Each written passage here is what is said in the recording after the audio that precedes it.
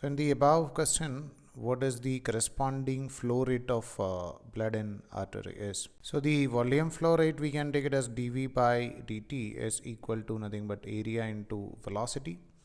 So we just now calculated the value of velocity. We got the velocity as around 0.98 meter per second into the value of area. We can take it as nothing but pi into square of its radius. So it becomes 0.98 into pi. We can take it as 3.14 into the value of radius in the previous question. Its radius is given as 2 into 10 raised to minus 3. So we can write as 2 into 10 raised to minus 3 the whole square.